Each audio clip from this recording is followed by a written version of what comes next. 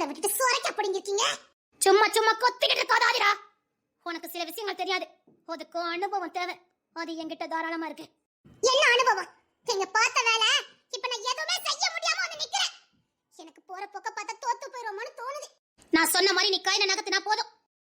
போற போக்க பார்த்தா பொண்ணு தெரிய அவளுக்கு முழு பாதுகாப்பு கொடுத்துருவான் போலக்கே. அவன் கொடுப்பான் இல்ல, கொடுத்துட்டான். தேன்மொழிக்கு முழு பாதுகாப்பு கொடுத்துட்டான். நான் உங்ககிட்ட என்ன சொன்னேன்? அந்த வீடுல ஜெயராஜ் தான் இருக்கணும்னு சொன்னா சொல்லலையா? நான் சொன்னதை விட்டுட்டு நான் வீடியோ பார்க்கும்போது எனக்கு அதிர்ச்சியா இருக்கு. அதுல பொண்ணு தர அத பார்க்கும்போது எனக்கு அப்படியே பத்திக்கிட்டு வந்தது. ஏன் மம்மி இப்படி பண்ணீங்க? நீ எனக்கு பொண்ணு தர உள்ள எடுத்தீங்க. அவன் என்ன இப்ப யாருக்குமே அடங்க மாட்டேங்கறான். அவத்தோட கால வாய் சுத்தி திரிஞ்சிட்டு இருக்கான். ஏதோ தனக்கு சுதந்திரம் கிடைச்ச மாதிரி ஃப்ரீயா சுத்திட்டு இருக்கான். பல நாள் அவன் மனசுக்குள்ள போட்டு புடுங்கிறதுக்கெல்லாம் விட கிடைச்ச மாதிரி சந்தோஷமா இருக்கான். என் பார்வைக்கு அப்படிதான் தோணுது. ஜல்லிக்கட்டு கால மாதிரி கம்பீரமா சுத்திட்டு இருக்கான். அவன் இனி யாருக்கும் அடங்க மாட்டான்.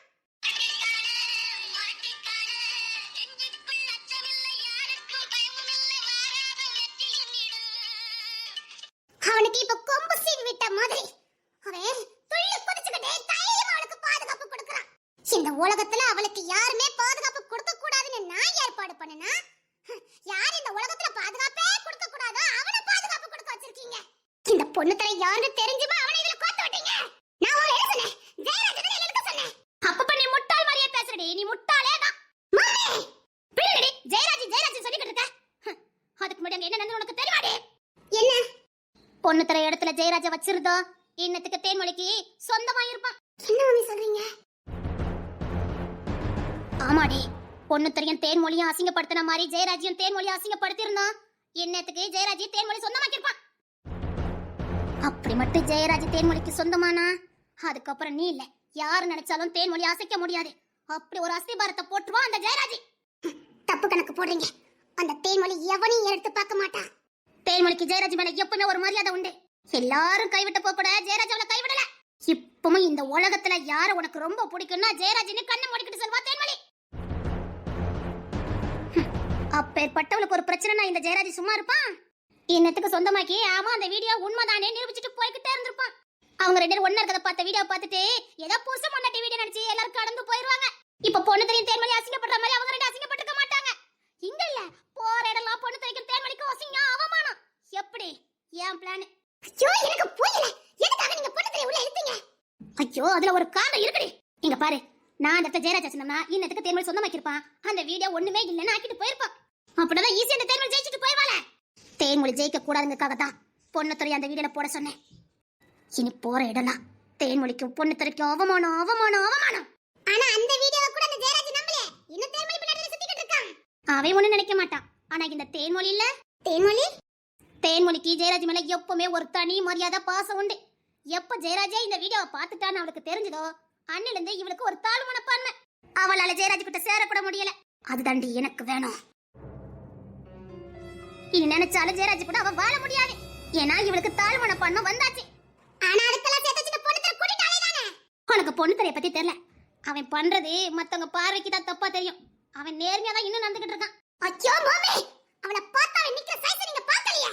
அவளை பார்த்தாலே அவனுக்குள்ள இருக்க சந்தோஷம் தானா வெளியில வருது. அவன் முகம்லாம் அப்படி பிரகாசமா இருக்குது. ஏதோ காணக்கூடாத கண்ட மாதிரி அப்படியே போத்துக்கிட்டே நிப்பான். அவன் ஏன் அப்படி பார்க்கான்னு உனக்கு தெரியாது? மம்மி உனக்கு தெரியும்ல, அப்ப என்ன? அம்மா பிளான் என்னைக்குமே சூப்பரா தாண்டி போகும். ஒருவேளை தேன்மொழிக்கு மட்டும் அந்த உண்மை தெரிஞ்சது. எங்க பாரு, நான் எது செஞ்சாலும் சரியாதான் இருக்கும். இப்போ தேன்மொழிக்கு யாருமே இந்த உலகத்துல இல்ல. அவளுக்கு உறுதுணையா இருந்த ஜெயராஜ நான் இப்ப அவகிட்ட இருந்து பிரிச்சுட்டேன். அவளுக்கு தாழ் மனப்பான்மை கொடுக்கணும். யாருமே பார்க்க கூடாத குலத்தை ஜெயராஜ் பார்த்துட்டான்னு அவ இப்ப மனசுல செத்து போயிருப்பா. அப்புறம் இந்த முரட்டு பைய பொண்ணு தர இவன் அப்புறம் சொன்ன தேன்மொழிக்கு பிடிக்காது. இவன் சரியான முரட்டு பைய. அதுலயும் பழைய அவதாரத்தை எடுத்திருக்கான். எப்பேற்பட்டவன் தேன்மொழி நிலைமைய பாரு. அப்படி இப்பழுவோ துடிப்பா. என்ன பொண்ணு தர நடவடிக்கை அப்படித்தான் இருக்கும். பாருடி ஆட்டத்தை பாரு. இந்த தேன்மொழி படுற போட்ட போறடே. அதே நேரத்துல அண்ணக்களையும் அதே பாடுபடலாம். தேன்மொழிக்கு எப்ப ட்ரஸ்ட கொடுத்தாலும் அப்பவே அவ பாடுபட ஆரம்பிச்சுட்டா. இன்னும் நம்ம கொடுக்கற டார்ச்சர்ல தேன்மொழி கிட்ட கொடுத்தத அப்படியே வாங்கி நம்ம கிட்ட கொடுக்கணும். நம்ம தப்பிச்சா போதுங்கிற நிலைமைக்கு அவளை தள்ளணும். எங்களை நிம்மதியா வாழ விட்டா போதுன்னு அன்னைக்கு அந்த குடும்பமும் இந்த தேன்மொழி நினைக்கிற அளவுக்கு நாம பண்ணணும். எங்க பாரு, இது வரைக்கும் நாம தேன்மொழிக்கு பண்ணதெல்லாம் ஒண்ணுமே இல்ல. இனி நாம பண்ற எல்லாமே சமாடியா இருக்கணும். இந்த முட்டாப்பைய பொண்ணுத்துல ஏதாவது வேண்டாத வேலை பாத்திர மாட்டானே. வேண்டாத வேலைனா அம்மா இந்த முட்டாப்பைய எந்த எல்லைக்கு போவான். அவனுக்கு அந்த நேரத்துல சொல்யூஷன் கிடைச்சா போதும். அதுக்காக என்ன வேணாலும் பண்ணிடுவான். டக்குனு ஏதாவது பண்ணிட்டானா? அவன் பழைய பொண்ணுத்துறதான்.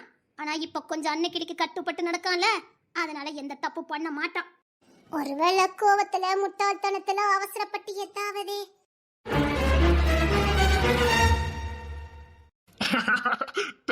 என்னடா வேலை பார்த்து வச்சிருக்க? பாய மூடிட்டு வாங்கடா. சட்டமா வர மாட்டீங்க. அது சரிடா, 100 கிலோமீட்டர் தாண்டி இருக்கடா தூத்துக்குடிக்கு எங்களை கூட்டு வந்திருக்க. ஒரு சின்ன வேலைடா, முடிச்சுட்டு போயிருந்தா. உனக்கு பயமா இருக்க வேண்டிய இடத்துக்குலாம் எங்களை கூட்டிட்டு போயிருந்த. ஃப்ரெண்டு எதுக்கு இருக்க? பின்னாடி வர வேண்டியதானே? இவரு என்கிட்ட கேட்டுதான் கலெக்டருக்கு படிச்சாரு. இவருக்கு ஆபத்துல நான் மட்டும் கூடயே போயிடணும். இங்க மட்டும் இல்லடா, மிலிட்டரியில அப்படி தண்டை பண்ணுவா. ஒழுங்கா துப்பாக்கி எடுத்து சுடு தெரியுமா அப்படிரா? அதுல நான் கெட்டுக்காரதான்டா. அவங்கிட்ட கேட்டுக்க நான் எப்படி இருந்தேன்னு. அது தெரியுது, அதுல நீ வீரன் தான். ஆனா என்ன சின்ன சின்ன விஷயத்துக்குலாம் எங்களை கூட்டிட்டு போற? இல்லடா, லோக்கல்ல நான் சண்டை போட்டுக்க மாட்டேன். அதான். ஓ, நீ சண்டை எல்லாம் போட்டா பெருசுதான், சின்னதெல்லாம் போட மாட்டேரு. ஆச்சமத்தியம் பத்தாதுடா. டேய் கூட்டு வந்தாலும் சரிதான். டேய் அங்க தலப்பா கட்டு பிரியாணி பார்த்தேன்டா. டேய் செம்மையா இருக்கும் உங்களுக்கு. போகும்போது ஃபுல் கட்டு. டேய் இன்னைக்கு நான் தண்ணி அடிச்சேன்டாண்டா, சும்மா கேளுங்க. டேய் இன்னைக்கு பொண்ணு தரேன் வீட்டுல இல்ல, எங்கயோ போயிட்டாவ. எங்கயோ போயிட்டானா? ஆமா எங்கயோ போயிட்டாவ. அப்புறம் வீட்டுல விக்கன் இல்ல, யாருமே இல்ல.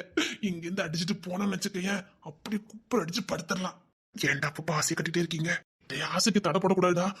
ஒரு கட்டு. வீட்டுல யாருமே இல்லையாம, நாம தான் தூத்துக்குடிக்கு வந்துட்டோமே. சரிடா. கூட்டு வந்ததுக்கு ஒரு முகாந்திரம் இருக்கணுமாடா. இந்த தண்ணி அடிக்கிறதுக்கு ஒரு முகாந்திரமாடா. ஏதோ உங்ககிட்டலாம் இருந்து கத்துக்க கூடாதோ அதை நல்லா கத்துக்கிட்டேன். ஒரு நேரத்தில் இதை மோந்து பார்த்தா கூட எனக்கு கோவம் வந்தது. இப்பெல்லாம் மோந்து பார்க்காம இருக்கவே முடியலடா. நீ சேர்ந்துக்க கூட்டாளி அப்படி இல்ல. ரொம்ப யோக்கிய மாதிரி பேசாத. நேற்று நாங்களாம் இல்ல, நீ மட்டும்தான். அது தெரிஞ்சு வச்சுக்க. சரிடா, எங்களே என்ன தூத்துக்குடிக்கு கூட்டு வந்த? டாக்டரை பார்க்கணும்டா, அவர் பார்த்துட்டு போயிடலாம். சீக்கிரம் பார்த்துட்டு வாடா. டே ஏதோ இன்றி இருக்கான்.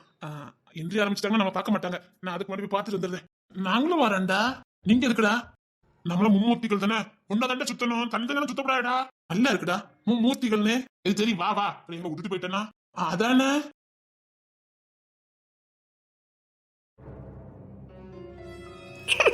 நீங்க சொல்லவே இல்ல நீங்க வாரீங்கன்னு. வாரெல்லாம் நினைக்கல, ஒரு வேலை விஷயமா வந்தேன். நீங்க தானே வந்துருக்கேன்னு தெரியும், அதான் வந்து பார்த்துட்டு போலான்னு வந்தேன். நான் உங்களை பார்த்து அப்படியே ஷாக் ஆயிட்டேன். ஷாக் ஆயிட்டியா? ஆமா, உங்களை பார்த்து நான் அப்படியே ஷாக் ஆயிட்டேன். நீங்க போய் சொல்றீங்க, எனக்காக தானே வந்தீங்க? இல்ல நிஜமாவேதான்.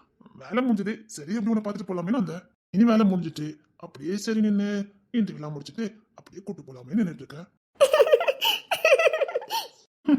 சரி பாரு.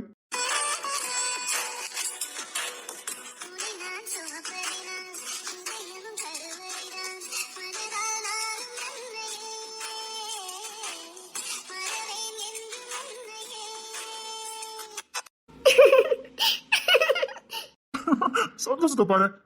நிஜமாதான் வேலை விஷயமா தான் வந்தேன். நான் நம்பிட்டேன்.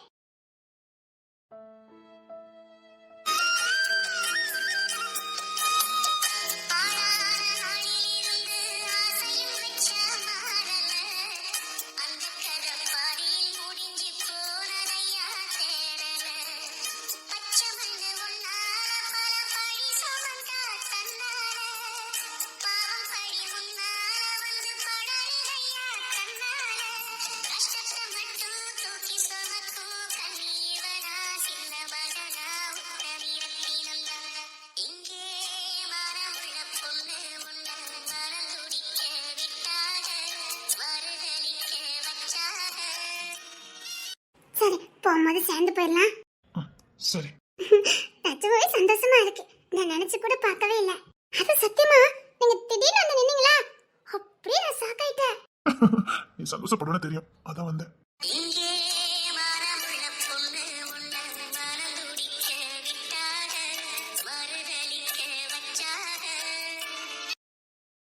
சரி, ஏதாவது சாப்பிட்டியா என்ன? வாங்கி கொடுத்தாங்க. சரி, எப்போ இன்டர்வியூ? இன்னும் கொஞ்ச நேரத்துல உள்ள போக வேண்டியதா? சரி, தண்ணி எதுவும் வேணுமா? இல்ல, அதெல்லாம் ஒண்ணும் வேண்டாம். நானும் நில்லுடி. தெரியல. ரொம்ப நேரம் நின்னுட்டே இருக்க, வாழ உட்காரு. இல்ல, பஸ்ல உட்கார்ந்துட்டே தான் வந்தேன். இருக்கட்டும். சரி.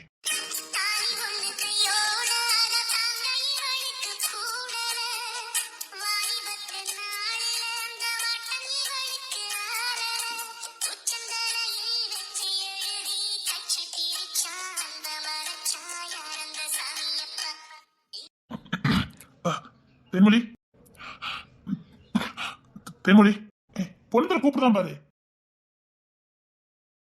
இப்போ இன்றைக்குள்ள போயிடலாம் சரியா? அவசரமா போணுமா? இல்ல இப்போ இன்றைய முடிஞ்சிடும். இல்ல அதனால ஒண்ணு இல்ல, நீ என்ன உட்காரு. இல்ல நம்ம உட்கார்ந்துகிட்டே தானே வந்தோம், அதனால எனக்கு ஒன்றும் பிரச்சனை இல்லை. சரி பஸ்ல நடந்ததை நினைச்சு வருத்தப்படாதீங்க. இல்ல இல்ல அதெல்லாம் ஒண்ணு இல்ல. சரி இப்ப கூப்பிட்டு வாங்க போயிடலாம். சரி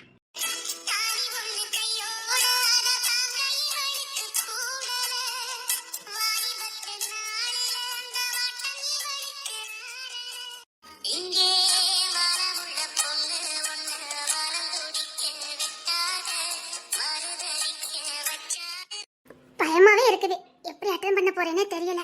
நீ எதுக்கும் பயப்பட மாட்டியே? என்னமோ தெரியல, ரொம்ப பயமா இருக்கு.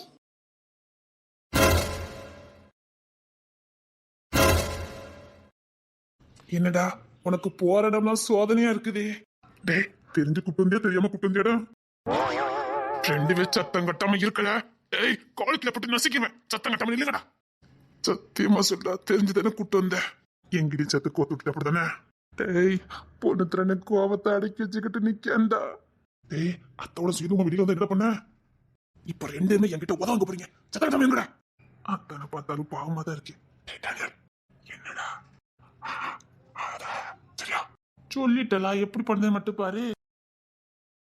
தேன்மொழி டேய் அத்தனுக்கு நாமெல்லாம் பாதிய வகுத்தே கொடுக்க வேண்டாம்டா.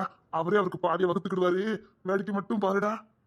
கிஷோர் டேய் கிஷோர் டேய் நீ ஏதோ டாக்டர் பார்க்கணும்ல போடா. இல்லடா நீ யாராவதுல பார்க்கணும்ல. முடி தோண்டி புதைச்சுவேன். சத்தம் கட்டாம இரு பாத்துக்க. என்ன டேய் நீங்க என்ன பண்றீங்க? அப்போ குடும்பமா தான் சுத்திக்கிட்டு இருக்கோம். இல்ல ஒரு ஹாஸ்பிட்டல்ல ஒரு டாக்டரை பார்க்க வேண்டியது இருந்தது, அதான் வந்தேன். அது சரி இவனுக்கு ரெண்டு பேரும் இருக்கு. மும்மூர்த்திகள்ல தண்ணிலாம் சுத்த மாட்டானுங்க. இன்னைக்கு தண்ணி அடிக்கண்டாண்டா. அத்தனுக்கு இன்னைக்கு எப்படி தெரிஞ்சிடும். இன்னைக்கு வேண்டாண்டா, கேன்சல் பண்ணிடுவோம். மும்மூர்த்திகள் ஒன்னதான் சுத்துவீங்க. சரிடா டேனியலு, அவன் தான் டாக்டரை பார்க்க வந்தா. நீ அரசியல்வாதி தானே, உனக்கு வேலை இல்ல. குத்தி கட்டுதிலோ சேச்ச டேரக்டா தான் கேட்கேன். என்கிட்ட வேலை இல்ல. அப்படியே அதை ரெண்டு பேர் பின்னாடி இருக்காங்க, அவங்கள பத்தி கேட்க வேண்டியது தானே. நான் உனக்கு தான் கேட்கேன். இவனு எங்க இருக்கானோ அங்கதான் நான் இருப்பேன். உருப்படாம போறதுக்கு. டேக்கி சார் இன்னைக்கு நீ டூட்டிக்கு போகடா. அதான் சொன்னேன் டாக்டரை பார்க்கணும்னு. பார்த்துட்டே என்ன? இல்ல இனிமேதான் பார்க்கணும். தென்மொழி பா, இன்றைய காலத்து தான் இருக்கும். ரிசர்ச் ஸ்டடி போயிடலாம். சரி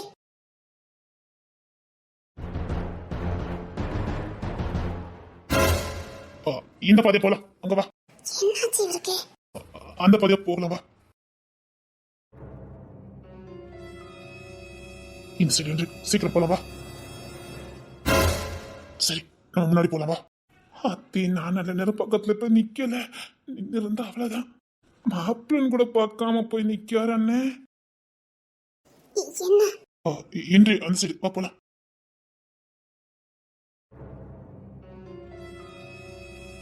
நீங்க பாக்குறது புரியுது. நீங்க பொண்ணு தெரிய புரிஞ்சுக்கிட்டது அவ்வளவுதான். என்ன சொல்றீங்க? அவன் எப்பவுமே தன்னை ஒருத்தவங்க முழுசா நம்புறாங்கன்னு தெரிஞ்சதுன்னா உசுரே போனாலும் விட மாட்டான். காப்பாத்திட்டு தான் இந்த மண்ணை விட்டு போவான். ஆனா நீங்க எதுவும் தப்பா எடுத்துக்கலையே. இதுல தப்பா நினைக்கிறது எதுவுமே இல்ல. அவன் நினைச்ச எனக்கு பெருமையா தான் இருக்கு. திரும்பவும் அந்த பொண்ணு இதே மாதிரி எங்கேயும் போய் அவமானப்பற்றக்கூடாதுன்னு பொத்தி பொத்தி பாதுகாக்கிறான். உங்களுக்கு தெரியாது அந்த பொண்ணு யார் பக்கத்துல என்னன்னாலும் அது வீடியோவா வருது. ஆமா அதான் அவன் பயப்படுதான். அவனால அதை தாங்கிக்க முடியல. பார்க்கலாம் அந்த பொண்ணு நீ எவ்வளவுதான் அவமானப்படுறான்னு பார்க்கலாம். நானும் சரியாதான் பாதுகாப்பு கொடுக்கலாமேன்னு வந்தேன். இனி அந்த பொண்ணுக்கு எந்த ஆபத்தும் வராதுன்னு நம்புறேன். ஒரு பொண்ணுக்கு இவ்வளவு வேதனை கொடுப்பாங்க? கொடுக்காங்களே, வேற ஏதாவது காரணம் இருக்குமா? எதுக்காக இவ்வளவு டார்கெட் பண்ணணும் அவளை? அவன் யாருக்கும் என்ன தீங்கு செஞ்ச மாதிரி தெரியலையே. ஆனாலும் விடாம அடிச்சு துரத்துறாங்கன்னா வேற ஏதோ ரீசன் இருக்குது. எங்க அம்மா அந்த டெஸ்ட் கொடுத்ததுக்காக இந்த மாதிரி தெரியல. இவன் ஆரம்பத்தில இருந்தே தேன்மொழி வாழ்க்கையை தட்டி பறிக்கணும்னு ஆதரா நினைச்சிருக்கா. அப்ப அதுக்கு முன்னாடி ஏதோ ஒரு சம்பவம் நடந்திருக்கு. இவ்வளவு கீழ்த்தரமான வேலையை செஞ்சு ஒரு பொண்ணை பழி வாங்கணும்னு நினைக்கிறான்னா அப்ப ஏதோ ஒரு சம்பவம் இருக்குது. வேற ஒண்ணு இல்ல, ஆசை, பேராசை. தன்னால செய்ய முடியாததை இன்னொரு பொண்ணு செய்யறாளேன்னு கோபம், எரிச்சல், சைக்கோத்தனம். நமக்கு எல்லாம் இருக்குது ஆனா நம்மளால எதுவும் செய்ய முடியல. எதுவுமே இல்லாத ஒரு பொண்ணால எல்லாம் செய்ய முடியுது அப்படிங்கிற ஒரு கோபம். கோபமா மாறி வெறுப்பா மாறி கடைசியில அந்த பொண்ணை அழிக்கணுங்கிற எண்ணத்துக்கு அவன் மனநிலை தள்ளப்பட்டிருக்கு. அப்படி ரொம்ப கோவம்னா அந்த பொண்ணை கொண்டு இருக்கலாமே. கொல்றதுனால அவங்க வெறி அடங்காது. அந்த பொண்ணு அண்ணா சாகணும். போற இடம்லாம் அவமானப்படணும். இந்த உலகத்துல உச்சபட்ச அவமானம் ஏதாவது ஒண்ணு இருந்ததுன்னா அது வரைக்கும் இந்த தேன்மொழியை அனுபவிக்கணும். இன்னும் அந்த ஆதிரை விட்டு வைக்கிறீங்க. இதுக்கு மேல என்ன அவமானம் இருக்குது? படக்கூடாத அவமானத்துல இவன் பட்டுட்டால. இல்ல கிஷோர், இதுக்கு மேல என்னமோ இருக்குது. வேண்டாம் ஜெயராஜ், இதுக்கு மேல இந்த பொண்ணுக்கு எதுக்கு தண்டனை கொடுக்கணும்? அவன் எந்த தப்புமே பண்ணாம அது பாட்டுக்கு இருக்கா. என்ன? எனக்கு ஒரே நம்பிக்கை, பொண்ணு கூட இருக்கா, அவ்வளவுதான். இதுக்கு மேல உச்சபட்ச அவமானம்னா இருக்கும். இன்னும் அவ வெறி அடங்கல, ஆதிரா வெறி அடங்கல. இதெல்லாம் ஒரு பெரிய விஷயமா ஆதிரா நினைக்கிறேன். இதுக்கு மேல என்னமோ பண்ணணும்னு நினைக்கிறான். இந்த படிப்பு ஒண்ணுதான் காரணமா? படிப்பு மட்டும் இல்ல, இன்னமும் என்னமோ இருக்குது. வேற, அந்த பொண்ணு அழகா இருக்கலாம், அவ திறமையா இருக்கலாம், இல்ல அவக்கு அமைஞ்ச வாழ்க்கையா இருக்கலாம், இல்ல நம்மளை விட பெஸ்ட் அமைதியை நினைச்சிருக்கலாம். சே, கேவலம் இப்படிலாம பழம வரும். சே, எவ்வளவு கீழ்த்தரமான பொத்தே. அதுக்கு காரணம் மாதிரி ஒரு காரணம், அவளை வளர்த்த விதம் அப்படி. ஆதிரா பத்தின ஒரு சின்ன இன்ஃபர்மேஷன் எனக்கு கிடைச்சிருக்கு. என்ன? ஆதிரா குழந்தையில இருந்தே சைக்கோதா. குழந்தையில இருந்தே வா? ஆமா, நான் அவ இருந்த இடத்துல பக்கத்துல எல்லாம் போய் சர்ச் பண்ணிட்டு தான் வந்தேன். நான் அதுக்காகவே அமெரிக்காவுக்கு போயிருந்தேன். அங்க அவ வாழ்ந்த சூழ்நிலை, அவளை சுத்தி இருந்த எல்லாத்தையும் நான் விசாரிச்சேன். அவ கூட இருந்த, அவ கூட படிச்ச அவங்க வீட்டு பக்கத்து பொண்ணு இது வரைக்கும் கண்டுபிடிக்கப்படல. கண்டுபிடிக்கப்படலனா கண்டுபிடிக்கப்படலனா அந்த பொண்ணோட எந்த தடையும் இன்னும் போலீஸுக்கு கிடைக்கல. அம்மா, என்ன சொல்றீங்க ஜெயராஜி? நான் சொல்றது 100% உண்மை. ஆதிரா கூட படிச்ச பொண்ணு, ஆதிரா வீட்டு பக்கத்து வீட்டு பொண்ணு, ஆதிராவுக்கு கூடயே இருந்த பொண்ணு, ரொம்ப பிடிச்ச பொண்ணு. அந்த பொண்ணு ஆதிரா மாதிரியே இருப்பாளாம் பாக்கிறதுக்கு. கிட்டத்தட்ட ஆதிராவும் அந்த பொண்ணு ஒரே மாதிரி இருப்பாங்க. ஆனா அந்த பொண்ணு ஆதிரா விட படு சுட்டி. ஆதிராவுக்கு பேச்சு திறமை கம்மி. ஆதிராவுக்கு எங்கேயுமே அறிவுபூர்வமா பேச தெரியாது. ஆனா அவ கூட இருந்த பொண்ணு எங்கேயுமே சுட்டித்தனம் பண்ணதுல அடிச்சுக்கவே முடியாதான். அவ பயங்கர புத்திசாலி, நல்ல சுட்டித்தனம் பண்ணக்கூடியவா. சைக்கிளா இருக்கட்டும், பைக்கா இருக்கட்டும் சீக்கிரம் கத்துருக்கா. ஆனா ஆதிராவால அது முடியல. அது வரைக்கும் அவ மேல உசுரா இருந்தவனுக்கு அதுக்கப்புறம் அது கோவமா மாறி இருக்கு. அந்த வெளியிலே இவளும் சைக்கிள் ஓட்டி பழகிருக்கா. அங்க அடிக்கடி சைக்கிள் ரைட்ஸ் பண்ணதுக்காக காட்டுக்கு போறது வழக்கம். காடுனா நம்ம ஊரே மாதிரிலாம் இல்ல, அங்க ரொம்ப சேஃப்டி இருக்கும். அங்க சேஃப்டிக்கு எல்லாத்தையும் பயன்படுத்தலாம். நம்ம ஊரே மாதிரி துப்பாக்கி பாடலாம் அங்க தாராளமா பயன்படுத்தலாம். அதனால அவ எல்லா ஆயுதத்தோட தான் தனியா போயிருக்காங்க. சரி, அப்படித்தான் வீட்டுல சொல்லிட்டு காட்டுக்கு சைக்கிள் ரேஸ் போறதா சொல்லிட்டு போயிருக்காங்க 2 பேரும். போனவங்க வீடு திரும்பவே இல்லை. அதுக்கப்புறம் குடும்பத்தாளுக்கு தேட ஆரம்பிச்சிருக்காங்க. வீட்டுல உள்ளவங்களுக்கு சந்தேகம், இவங்க காட்டுக்கு போயிட்டு இந்த வீடு திரும்பலன்னு. உடனே போலீஸ் உதவியோட காடு ஃபுல்லா சர்ச் பண்ணி பார்த்திருக்காங்க. 2 பொண்ணுங்களும் கிடைக்கவே இல்லை. 1 நாள் ஆச்சுது, 2 நாள் ஆச்சுது. 3ஆம் நாள் ஒரு பாறை இடுக்கல ஆதிரா அழுதுகிட்டே கண்டுபிடிக்கப்பட்டிருக்கான். அவ உருவம் மாறி, அவ தோற்றம் மாறி, தண்ணி குடிக்காம சாப்பிடாம பாறை இடுக்கல சிக்கி போயிருந்தா. ஐயோ, போலீஸுக்கு அவகிட்ட எந்த விசாரணையும் பண்ண முடியல. அவளை தற்சமயத்துக்கு காப்பாத்தினா போதுன்னு ஆஸ்பத்திரியில சேர்த்திருக்காங்க. அங்க அவ எதுவுமே சுயநலமா எனக்கு எதுவுமே ஞாபகத்துல இல்ல, நான் எப்படி இந்த பாறை இடுப்புக்குள்ள வந்தேன்னு கூட எனக்கு தெரியாதுன்னு அவ வாக்குமூலம் கொடுத்திருக்கா. கூட போன பொண்ணுக்கு என்ன ஆச்சுன்னு இது வரைக்கும் தெரியாது. ஏன் மறுபடியும் ஆதிரா கிட்ட விசாரிக்க வேண்டியதுன்னு? இல்ல, அவ மனதளவுல பாதிக்கப்பட்டிருக்கா. மூளை அந்த இடத்துல அவளுக்கு செயல் எழுந்திருக்கு. அதுக்கான எல்லா ப்ரூஃபும் எடுத்திருக்காங்க. அவ மனநல பாதிக்கப்பட்டிருக்கான்னு அதுக்கப்புறம் தான் ப்ரூஃப் கிடைச்சிருக்கு. மூளை பாதிக்கப்பட்டவளா அப்படின்னு சர்டிபிகேட் எடுத்திருக்காங்க. ஆதிராவுக்கு மனநல பாதிக்கப்பட்டிருக்குன்னு. ஆனா ஆதிரா கூட போனா பொண்ணோட தகப்பனுக்கு எப்பவுமே ஆதிரா மேல ஒரு சந்தேகம் இருந்துகிட்டே இருந்திருக்கு. அதனால அவர் அந்த கேஸை விடாம மறுபடியும் ரீகேஷன் பண்ணிக்கிட்டே இருந்திருக்காரு. மறுபடியும் ஆதிரா கிட்ட 5 வருஷம் கழிச்சு ரீகேஷன் பண்ணும்போது ஆதிரா முன்னுக்கு பின்னா பதில் சொல்லியிருக்கா. அடி பாதவத்தே, அவ பதில் சொல்லும் போது அவ முகம் மாறி இருக்குது. முன்னுக்கு பின் பதில் சொன்னா கூட பரவாயில்ல, அதுல ஒரு கோவமும் ஒரு எரிச்சலும் இப்ப வரைக்கும் அவளுக்கு தென்பட்டிருக்கு. இது அந்த பொண்ணை பறி கொடுத்த தகப்பனுக்கு இன்னும் கோவத்தையும் இன்னும் சந்தேகத்தை வலுப்படுத்திருக்குது. அதனால இந்த கேஸை முடிக்க விடாம திரும்ப ரீகேஷன் பண்ணிக்கிட்டே இருந்திருக்காரு. அதுக்கப்புறம் தான் ஆதிராவை காதாமரி இந்தியாவுக்கே கூட்டிட்டு வந்திருக்கா. இது இப்ப எல்லா இடத்துலயுமே இந்த பாதிப்பு இருக்குது, அளவுக்கு அதிகமா நடந்துகிட்டு தான் இருக்குது. இவ இந்தியாவுக்கு வந்ததுக்கு அப்புறம் மறுபடியும் அந்த பொண்ணை பறி கொடுத்த தகப்ப மறுபடியும் ரீகேஷன் பண்ணி அந்த காடு முழுக்க ஏதாவது ஒரு சின்ன அடையாளம் கிடைக்காதான்னு மறுபடியும் தேட போயிருக்காரு. அந்த பொண்ணோட தகப்பனுக்கு ஒரு சின்ன சந்தேகம், பாறை இடுக்குல ஆதிரா சிக்கியிருந்தானா அதே இடத்துலதான் தான் பொண்ணு சிக்கியிருக்கணும். ஆனா தான் பொண்ணு அந்த பாறை பக்கத்துல கூட போகல. அதுக்கான எந்த எவிடன்ஸும் இல்ல. அது எப்படி தெரியும்? காடு தானே. இல்ல, அங்க ஒரு சைக்கிள் போனதுக்கான அடையாளம் மட்டும்தான் இருந்திருக்குது. 2 சைக்கிள் போன அடையாளமே இல்ல. அது அந்த பொண்ணு காணாம போன அன்னைக்கு எடுத்த எவிடன்ஸ். அட பாவமே, என்ன சொல்றீங்க? ஆமா, அந்த பொண்ணு காட்டுக்குள்ள போகவே இல்ல. ஒரே ஒரு சைக்கிள் மட்டும் தான் காட்டுக்குள்ள போயிருக்குது. அந்த ஆதிரா சைக்கிள். அந்த ஆதிரா சைக்கிளை எடுத்துட்டு வந்திருக்காங்க. அந்த பாறை இடத்துல சிக்கனவளும் ஆதிரா மட்டும்தான். அந்த பொண்ணு காட்டுக்குள்ளே போகல. அப்ப அந்த பொண்ணு எங்கதான் போயிருப்பா? காட்டுக்கும் இவங்க வீட்டுக்கும் இடையில தான் ஏதோ ஒரு இடத்துல ஏதோ ஒரு சம்பவம் நடந்திருக்கு. இப்பதான் போலீஸுக்கு சந்தேகம் வலுக்குது. காட்டுக்கு போறத தானே ஃபேமிலியில சொல்லிட்டு 2 பேரும் கிளம்பிருக்காங்க. பாதி வழிக்கு அப்புறம் அந்த ஃப்ரெண்டோட சைக்கிள் தடமே இல்ல. அதுக்கப்புறம் ஆதிரா மட்டும் ஏன் காட்டுக்குள்ள போனா? ஃப்ரெண்ட் இல்லாம தன்னந்தனியா இவன் மட்டும் எப்படி காட்டுக்குள்ள போனா? அதுவும் நடுக்காடு வரைக்கும் போயிருக்கா. அது எல்லார் கண்ணிலையும் மண்ணை தூறதுக்காக அவ போட்ட பிளான். அவளுக்கு எப்படி தெரியும் தன்னை கண்டுபிடிச்சிருவாங்கன்னு. நான் இப்போ அமெரிக்காவுக்கு போயிருக்கும் போது திரும்ப அந்த கேஸ் விஷயமா நான் விசாரிக்க போயிருந்தேன். சரி, ஆதிரா பத்தி தெரிஞ்சே ஆகணுங்கிறதுக்காக தான் நான் போனேன். உள்ளே பறி கொடுத்த தகப்பன்னு நான் மறுபடியும் விசாரிச்சேன். அப்போ அவர் சொன்ன சில தகவல் எனக்கு அதிர்ச்சி கொடுத்தது. என்ன? அந்த தகப்பங்கிட்டயே அந்த பொண்ணை பத்தி ஆதிரா தப்பா சில கம்ப்ளைண்ட் பண்ணிருக்கா. சில தகாத நண்பர்களுடன் அவ இரவு பார்ட்டிக்கு போனதாகவும் அதை தான் கண்டிக்கிறதாகவும் அதனால கஷ்டப்பட்டு நான் உங்ககிட்ட சொல்றேனோ ஆதிரா பல முறை அந்த காணாம போன தகப்பங்கிட்ட பல முறை இன்ஃபார்ம் பண்ணிருக்கா. இது நல்ல விஷயம் தானே. அது மட்டும் இல்ல, அவ சில தகாத நண்பர்களுடன் தகாத உறவு வச்சிருக்கதாகவும் சில நேரங்கள்ல அந்த தகப்பங்கிட்ட இவ இன்ஃபார்ம் பண்ணிருக்கா. இதுக்கும் நீங்க சொல்றதுக்கு என்ன சம்பந்தம் இருக்குது? இருக்குது, காரணம் இருக்குது. அந்த தகப்பனுக்கு அப்பதான் ஆதிரா மேல முழு சந்தேகம் வர ஆரம்பிச்சிருக்கு. நல்லதானே பண்ணிருக்கா. அங்கதான் ஆதிரா மிஸ்டேக் பண்ணிருக்கா. காணாம போன பொண்ணுக்கு அம்மா கிடையாது. அதாவது அவங்க அம்மா இன்னொருத்தவங்களை கல்யாணம் பண்ணிக்கிட்டு வேற ஸ்டேட்டுக்கு போயிட்டாங்க. அதாவது அமெரிக்கால வேற மாநிலத்துக்கு அவங்க டிரான்ஸ்ஃபர் ஆகி போயிட்டாங்க. முழுக்க அந்த பொண்ணு தகப்பன் கண்ட்ரோல தான் இருந்திருக்கு. தான் மனைவி மாதிரி தான் பொண்ணு வாழ்க்கையும் திசை மாதிரி போயிடக்கூடாதுல ரொம்ப தெளிவா இருந்திருக்காரு அந்த தகப்பன். அதுக்காக அவர் எடுத்த ஒரு முடிவுதான், சாயங்காலத்துல இருந்து மறுநாள் ஸ்கூல் போற வரைக்கும் அவ கூடயே இருக்கணும், அவளுடைய எல்லா தேவைகளையும் தான் பூர்த்தி செய்யணுங்கிற ரொம்ப தெளிவா இருந்திருக்காரு. தாய் இல்லாம வாழ்ந்த பொண்ணுக்கு தான் எல்லாமா இருக்கணும்னு ஆசைப்பட்டிருக்காரு அந்த தகப்பன். அவர் மனைவி அந்த குழந்தை விட்டு போனதுல இருந்து அவர் சாயங்காலத்துல இருந்து மறுநாள் அந்த பொண்ணு ஸ்கூல் போற வரைக்கும் அவ கூடயே தான் இருந்திருக்காரு. ஒரு நாள் கூட அந்த பொண்ணு எங்கேயுமே போனது இல்ல. ஏன் டியூஷன் கூட அவர் தான் எடுப்பாராம். அந்த பொண்ணு பழகுற ஒரே ஒரு ஃப்ரெண்டுனா அது ஆதிரா மட்டும்தான். அதுவும் பக்கத்து வீடுங்கிறதுனாலதான். அது மட்டும் இல்ல, பக்கத்து வீட்டுல இந்த செல்வா சாருக்கும் அந்த பொண்ணுனா ரொம்ப பிடிக்குமா. ரொம்ப புத்திசாலிங்கனால பாதி நேரம் செல்வா சார் கூட தான் அந்த பொண்ணு இருக்குமா. செல்வா சார் எனி டைம் வீட்டுல அரெஸ்ட் ஆகி இருந்திருக்காரு. அன்னைக்கு அம்மாவை பிரிஞ்சிருக்கோங்கிற மன வருத்தத்துல பாதி நாள் அவர் வீட்டை விட்டு வெளில போகாமலே ஒரு மாதிரி தான் இருந்திருக்காரு செல்வா சார். பொண்ணுங்கிறனால அந்த தகப்பை இங்க யாருமே நம்பவே இல்ல. செல்வா சார் தவிர வேற யாருமே அந்த மனுஷன் நம்ப மாட்டாராம். ஒருவேளை அசிஸ்டண்டா ஆபீஸ் விஷயமா வெளியில போகுனா கூட செல்வா சார் கிட்ட விட்டுட்டு தான் அவர் எங்கனாலும் போவாராம். ஏன்னா செல்வா சார் மேல அவருக்கு அவ்வளவு நம்பிக்கை. செல்வா சார் அதுக்கு பாத்திரமா தான் நடந்திருக்காரு. அரை மணி நேரமோ ஒரு மணி நேரமோ அவர் தகப்ப வர்றதுக்கு லேட் ஆயிட்டுனா பக்கத்துல ஒரு தகப்பனா ஒரு தாத்தாவா இருந்து பாத்துக்கிட்டு வரான். அது அந்த பொண்ணு தான் தகப்ப கிட்ட பல முறை பெருமையா சொல்லியிருக்கா. ஏன்னா எல்லா பொண்ணுங்களுக்குமே பேட் டச் நல்ல டச் எதுன்னு நல்லா தெரியும். செல்வா சார் அவ்வளவு பாசமா பாத்திருக்காரு, ஒரு தகப்ப மாதிரி பாத்திருக்காரு. அது அந்த பொண்ணு பல முறை அந்த தகப்பன் கிட்ட சொல்லியிருக்கு. தாய் இல்லாத நேரத்துல தனக்கு செல்வா சார் தாயா இருக்காருன்னு ரொம்ப பெருமையா சொல்லியிருக்கா. அதனாலதான் செல்வா சார் மேல அவருக்கு அவ்வளவு ஒரு நம்பிக்கை. இப்படி இருக்கும்போது அந்த பொண்ணை இப்படி வளர்ந்துட்டு இருக்கும்போது எப்படி தகாத நண்பர்களுடன் தகாத உறவு வச்சிருக்க முடியும்? இரவு பார்ட்டிக்கே அவ எப்படி போயிருக்க முடியும்? இங்கதான் அந்த தகப்பனுக்கு சந்தேகம் வலுத்திருக்குது. ஆனாலும் ஆதிராவை நம்பியிருக்காரு. காரணம் அவ குழந்தை முகம், அவளுடைய பேச்சு, அவளுடைய அமைதித்தனம், இதை அவர் முழுசா நம்பியிருக்காரு. ஏதோ புரியாம தன்னிட்ட சொல்லிக்கிட்டு இருக்கான்னு அந்த தகப்பன் நினைச்சுக்கிட்டாரு. இத பல முறை அந்த தகப்பன் செல்வா சார்கிட்டயே சொல்லியிருக்காரு. நான் செல்வா சார்கிட்டயும் விசாரிச்சுட்டேன். அடி போதவத்தி, இப்ப அந்த பொண்ணு நிலைமை அந்த தகப்பன் இருக்காரு. நான் விசாரிச்சுட்டு வந்திருக்கேன். அவரு போலீஸை நான் நம்பல, நானே களத்துல இறங்க போறேன்னு ஒவ்வொரு நாளா ஒவ்வொரு இடம் கூட விடாம தான் பொண்ணோட எலும்பாவது கிடைக்குமான்னு தேடிக்கிட்டு இருக்காரு. எலும்பு கூட அவருக்கு கையில கிடைக்கல. ஏன் அந்த பொண்ணு பயன்படுத்தின சைக்கிள் கூட எந்த ஏரியாலுமே இல்ல. எங்கேயாவது தூக்கி வீசிருந்தா கூட துருப்பிடிச்சாது கிடக்கணும், அப்படி கூட கிடைக்கல. மண்ணுக்குள்ள தோண்டி பார்த்தா கூட இல்ல. சரியான கிரிமினல். இப்ப இதெல்லாம் தான் சேர்ந்து பொண்ணு திரைக்கு பயத்தை கொடுத்துருக்கேன். இந்த விஷயம் எல்லாமே பொண்ணு திரைக்கு தெரியும். அதனாலதான் தேன்மொழி பொத்தி பாதுகாக்கிறான். அது மட்டும் இல்ல, எந்த நேரத்துல எப்படி ஆபத்து வரும்னு தெரிய மாட்டேங்குது.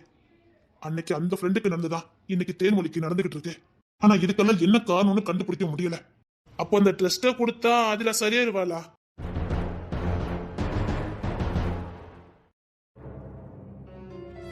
இதுக்கு முன்னாடி நீங்க வேலை பார்த்த ஹாஸ்பிட்டல் நம்பர் 1 ஹாஸ்பிட்டல் தான். அங்க வேலை பார்க்காம இவ்வளவு தூரத்துக்கு இங்க வந்து கேட்டிருக்கீங்க.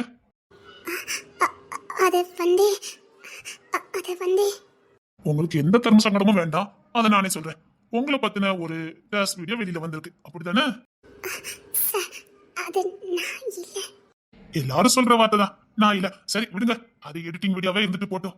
சரி, அது எடிட்டிங் வீடியோவா இருக்கட்டும். நீங்க ஏன் இன்னொருத்தவங்களுடைய கணவர் கூட வாழ்ந்துட்டு இருக்கீங்க? சார், இந்த ஹாஸ்பிடல்ல நான் டாக்டரா தான் வந்து சேர வந்திருக்கேன். என்ன கேள்வி கேட்கணுமோ அதை மட்டும் கேளுங்க. வேலை கொடுத்தது இருக்கட்டும், டிசிப்ளின் ரொம்ப முக்கியம் இல்ல? சார், நான் யாருடைய கணவர் கூட இருக்கல. நான் தனியா வாழ்றேன், அவ்வளவுதான். ஏன் உங்களுக்கு டைவர்ஸ் ஆயிட்டா? ஆமா. ஏன் டைவர்ஸ் ஆச்சுது? சார், ஹாஸ்பிடலுக்கு இதெல்லாம் தேவையான கொஸ்டினா சார்? இல்ல, முக்கியமான கொஸ்டின் தான். எதுக்காக டைவர்ஸ் ஆச்சுது? எனக்கும் என் கணவருக்கும் ஒத்து வரல, அதனால டைவர்ஸ் ஆயிடுச்சு. ஆனா நீங்க இப்போ ஒருத்தர் கூட வாழ்ந்துட்டு இருக்கீங்களே, அவங்க ஒய்ஃப் ஒரு இன்டர்வியூல கொடுத்திருந்தாங்க. இப்போ இருக்கிற கூட கள்ள தொடர்புனால்தான் உங்க கணவரையே நீங்க டைவர்ஸ் பண்ணதா அவருடைய மனைவி வாக்கு கொடுத்திருக்காங்களே. அவரே என் மாமாவோட ஃப்ரெண்டு. மாமாவோட ஃப்ரெண்டுனா? என் மாமா என்ன பாதுகாக்கிறதுக்காக அனுப்புனவரே. அதனால இப்போ உங்களை பாதுகாப்பா பாத்துக்கிட்டு இருக்காரு. சார், இந்த நக்கல் பேச்செல்லாம் வேண்டாம். எனக்கு இங்க வேலை இருக்குன்னா மட்டும் சொல்லுங்க. தேவையில்லாததெல்லாம் வேண்டாம் நினைக்கிறேன். என் பர்சனல் எதுக்கு சார்? சரிங்க மேடம், இருந்தாலும் ஹாஸ்பிட்டல்ல எல்லா வார்த்தையும் கேட்குது எங்க கடமை தானே. அது தேவையில்லாம அவதூறு பரப்புறாங்க, அதுக்கு நான் ஒண்ணும் பண்ண முடியாது.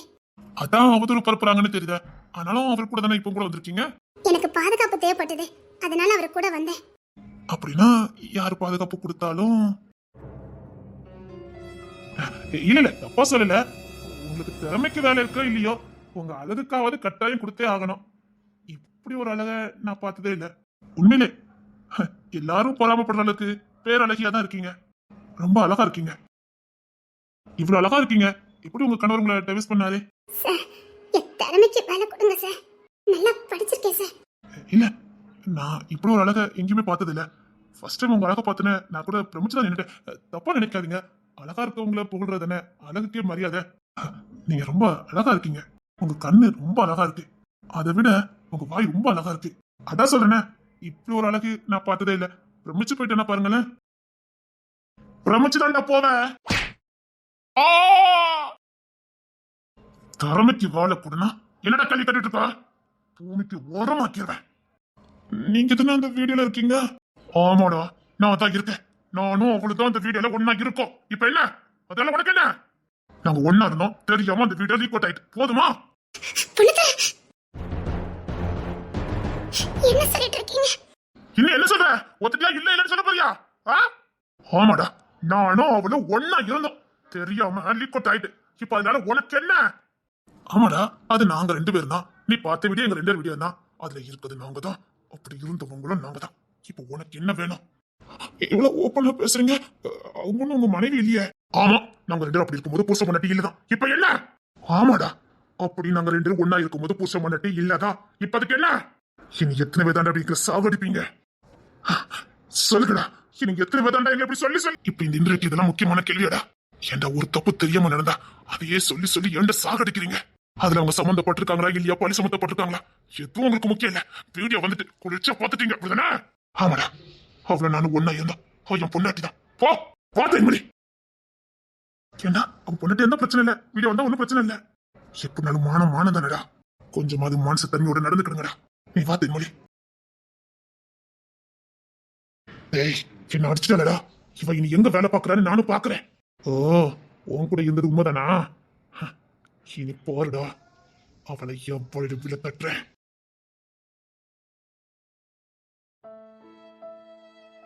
போங்கடா, வெறுப்பா இருக்குது. நீ வீட்டுக்கு போன வரேன். போதண்டா, அசிங்கப்பட முடியல. எத்தனை இடத்துல தான் நாங்களும் அசிங்கப்பட்டுட்டே வரேன். நீ எதுக்கு அசிங்கப்படணும்? நீ என்ன தப்பு பண்ணிருக்க? டேய், அவன் வேலைக்குனே கேட்டிருக்கான்டா. போதும், இவன் இனி எங்கேயும் இன்றைக்கு வர வேண்டாம். டேய், போதும், முடியல. எனக்கே அது என் வீடியோ தானே சந்தேகம் ஆரம்பிச்சுட்டு. நான் வேற போற இடத்துல கோவப்பட்டு இவளையும் சேர்த்து அசிங்கப்படுத்திட்டு வந்துருது. முடியலடா, என்னால முடியல. முடிவு கட்டுறேன், இதுக்கெல்லாம் ஒரு முடிவு கட்டுறேன். யாரும் தடுக்கக்கூடாது சொல்லிட்டேன். என்னடா பொண்ணு தர இப்படி பண்ணிட்டானே, யாராவது என்ன தப்பா நினைச்சீங்க? இல்ல, யார் என்ன நினைச்சாலும் பரவாயில்ல. நான் இனி விருது பின்னவங்க போறது இல்ல. என்னால இதுக்கு மேல அசிங்கப்பட முடியாது. சாகுற மாதிரி வருதுடா. என்னால இதுக்கு மேல அசிங்கப்பட முடியாது. இதுக்கு மேல இவளை நான் அசிங்கப்பட விட மாட்டேன்.